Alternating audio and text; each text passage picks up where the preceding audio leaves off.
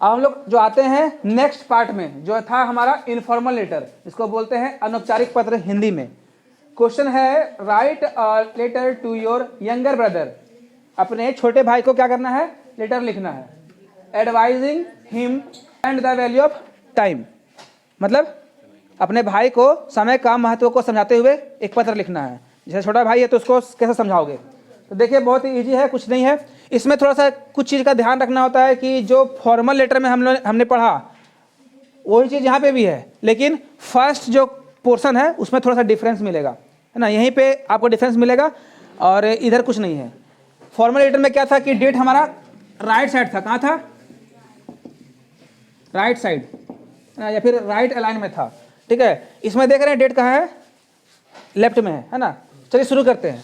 सबसे पहले क्या करना है आपको, जहाँ से आप लेटर लिख रहे हैं, मतलब आप सेंडर हो गए। सेंडर मतलब पत्र भेजने वाला। तो सेंडर का एड्रेस यहाँ जाएगा। जैसे हमने लिखा, हम झुमरी तिलैया से लिख रहे हैं, ठीक है, तो झुमरी तिलैया कोडरमा और यहाँ का पिन कोड नंबर लिख दिया, ठीक है। ये हमारा क्या हो गया? सेंडर एड्रेस, है ना। और उसके बाद जो है सो एक लाइन छोड़ना है आपको, एक लाइन छोड़ना है और लिख देना है डेटेड, यानी कि कौन डेट पे लिख रहे हैं वो लिखना है। डेट 12 दिसंबर 2023, है ना। ये हम लोग यहाँ का डेट लिख दिए। देख रहे हो थोड़ा गैप है, तो यानी कि एक लाइन का गैप है, ठीक। उसके बाद थर्ड में क्या है? ग्रीटिंग। सर को ग्रीट कर रहे हैं, डियर सर बोलते हैं अपने भाई को ना। भाई को क्या कर रहे हैं? ग्रीट कर रहे हैं। जैसे यहाँ पे हमने क्या किया था? रिस्पेक्टेड सर किए थे, वैसे यहाँ पे हम लोग रिस्पेक्टेड ब्रदर नहीं करेंगे। यहाँ पे रिस्पेक्टेड हमने यूज किया था फॉर्मल में, यहाँ पे क्या आ जाएगा? डियर, ठीक है। भाई को, बहन को, फादर को, मदर को डियर ही लिखते हैं, ठीक है। तो डियर ब्रदर, अपने रिलेटिव को डियर लिखेंगे, ठीक। और ब्रदर का नाम लिख दीजिए, या तो ब्रदर लिखिए तो फिर यहाँ पे नाम भी लिख सकते हैं। अगर आपको नाम लिखने का मन है तो डायरेक्टली लिख सकते हैं, आपका भाई का नाम जो भी है। मान लो कि मेरे भाई का नाम राजा है, तो डियर राजा, कोई इशू नहीं है। और नहीं तो डायरेक्टली क्या लिख दो? Dear brother. इतना करने के बाद इतना करने के बाद ये हमारा पोर्शन इतना एंड हुआ। अब हमको क्या करना है? डायरेक्टली लेटर नहीं लिखते हैं, उसके लिए हम हाल चाल पूछते हैं। अपना बता दो चाहे उसका पूछ लो। आप अगर खुद अपना चाह रहे हो बताना तो बता दो, अदरवाइज जिसको भेज रहे हो उसका पूछ लो। तो हम अपने भाई का पूछ लिए हाल चाल कि हाउ आर यू, तुम कैसे हो। How is your study going on, तुम्हारा पढ़ाई कैसा चल रहा है ना। तो hope you are doing well, मतलब उम्मीद है कि अच्छा चल रहा होगा। वो तो आप लेटर में लिख के बताएगा नहीं ना, उसको समय लगेगा बताने में। लेकिन हम खुद से क्या करेंगे? यहाँ पे लिख देंगे होप दैट, चाहे hope that you are doing well, है ना। चाहे hope you are doing well, मतलब मुझे उम्मीद है तुम अच्छा कर रहे होगे, पढ़ रहे होगे, लिख रहे होगे, मतलब अपना लगे होगे अपना पढ़ाई में, है ना।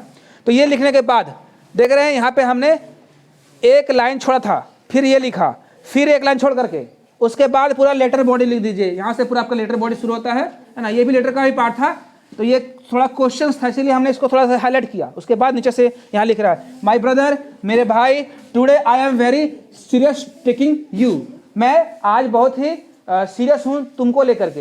ऐसे सीरियस का मतलब क्या होता है पता है? चिंतित। मैं तुम्हें लेकर बहुत चिंतित हूँ। ये जो लिख रहा है बड़ा भाई लिख रहा है ना, अपने यंगर ब्रदर को, ठीक। एंड योर स्टडी, और तुम्हारे पढ़ाई को लेकर के मैं चिंतित हूँ। किसको लेकर के? तुमको, और तुमको तुम्हारे पढ़ाई को लेकर के। Do you serious about your self, क्या तुम सीरियस हो, क्या तुम चिंतित हो अपने आप में?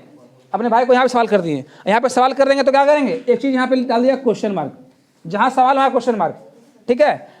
और उसके बाद हमने लिखा your board exam is coming, तुम्हारा जो है सो बोर्ड एग्जाम क्या हो रहा है? आ रहा है ना। I am writing this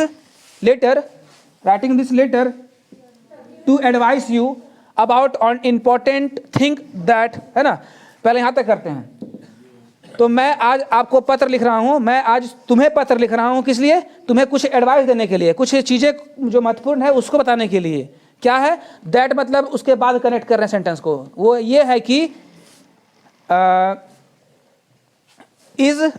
that is लिखा हुआ है, that is time value, that is the value of time, जो क्या है?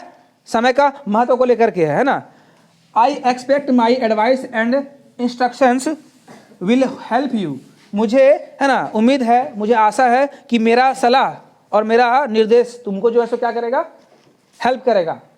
बड़ा भाई क्या करेगा, सलाह देगा, निर्देश देगा, है ना। वही इंस्ट्रक्शन को लिखते हैं निर्देश में, निर्देश इसका हिंदी वर्ड हुआ, और एडवाइस मीन्स सलाह। तो एडवाइस और इंस्ट्रक्शन दे रहे हैं, ठीक है। Time is very essential to become bright in the life, मतलब जीवन में चमकने के लिए, चाहे जीवन में अच्छा आदमी बनने के लिए, ब्राइट का तो हो रहा है यहाँ पे चमकना, चाहे बनना, चाहे रोशन होना, है ना। तो लाइफ में आपको चमकना है, आपको रोशनी देना है लोगों में, यानी कि आपको रोशन करना है नाम। तो आप समय का महत्व को समझिए। समय क्या है, बहुत ही एसेंशियल। एसेंशियल मीन्स क्या होता है, कीमती है ना। समय बहुत कीमती है भविष्य में ब्राइट बनने के लिए, है ना।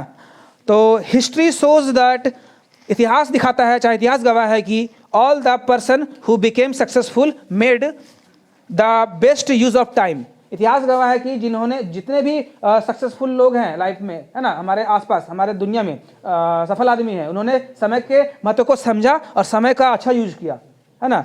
तो suppose you have best qualities, मान लो कि तुम्हारे पास बहुत अच्छा गुण है, तुम पढ़ने में तेज हो, मैथ बनाते हो अच्छा, लोगों से बात करते हो, गाना गाते हो, डांस करते हो, है ना, लेकिन but you don't care the time, तुम टाइम का केयर नहीं करते हो, then you are sure to fail in the competition in the life. तो अपने जीवन में आने वाले प्रतियोगिता यानी कंपटीशन में तुम फेल होने वाले हो। ये बड़ा भाई बोल रहा है अपने छोटे भाई को, ठीक है। द प्रोवर्ब है, ठीक है, प्रोवर्ब तक कहावत। द प्रोवर्ब सेज दैट, देखो टाइम पे एक प्रोवर्ब है, तो इसके जो बड़े भाई है क्या यूज कर दिया यहाँ पे कि एक प्रोवर्ब है, वो उसी के तहत अपने भाई को समझा रहे हैं। The proverb says that time and tide wait for none.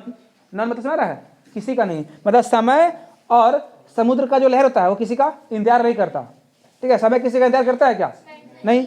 ये वही यहाँ पे लिख दिए हैं, उसको इन्वर्टेड कोमा में ले लेंगे। जब भी कुछ हम अगर कहावत डाल रहे हैं तो हम डाल देंगे इन्वर्टेड कोमा में। ये हमने यहाँ तक लिख दिया पूरा, ठीक। So you never waste the time, इसलिए तुम कभी टाइम वेस्ट मत करो, यूटिलाइज इट प्रॉपरली, इसका उपयोग अच्छा से करो, है ना। I hope that you will be serious now, मुझे उम्मीद है कि अब तुम सीरियस हो गए होगे। अब उसके बाद भाई को ज़्यादा नहीं कुछ बोलना है, क्या करना है, योर्स लविंगली, तुम्हारा प्रिय, है ना। भाई लिख दो अपना नाम मोहन। मोहन क्या किया है, राजा को लिखा है। कभी कभी एग्जाम में क्या आता है पता है कि यहाँ पे लिखा रहेगा यू आर मोहन राइट, या फिर एडवाइस योर ब्रदर। कभी कभी आपका नाम यहाँ लिख देगा, तो आपको यहाँ बोल रहा है कि ऐसे लिख देगा, कभी कभी यू आर, आपका नेम दे देगा खुद एग्जामिनर, यू आर मोहन, है ना। उसके बाद बोलेगा write a letter to your younger brother, समझा। कभी कभी क्या होता है नेम लिख दिया जाता है, तो वो नेम आपको लिखना है यहाँ पे अपना नाम, और उसके बाद जो है सो इस तरह से हमारा ये लेटर का पूरा पोर्शन खत्म होता है। थोड़ा सा फर्क है डेट का, बाकी जो है सो थोड़ा सा ऊपर का फर्क है, बाकी मैटर जैसा रहता है वो बीच में रहता है। फॉर्मल हो चाहे इनफॉर्मल हो, लेटर बॉडी में जो भी लिखेंगे वो इशू लिखेंगे। यहाँ इशू था समय का, भाई को समझा दिए, वहाँ पे था इशू लाइब्रेरी का, टीचर को समझा दिए। फॉर्मल हो गया, इनफॉर्मल हो गया, ठीक है। तो उम्मीद करते हैं आपको समझ आया होगा। वीडियो को लाइक कर दें, चैनल को सब्सक्राइब कर ले। Thank you.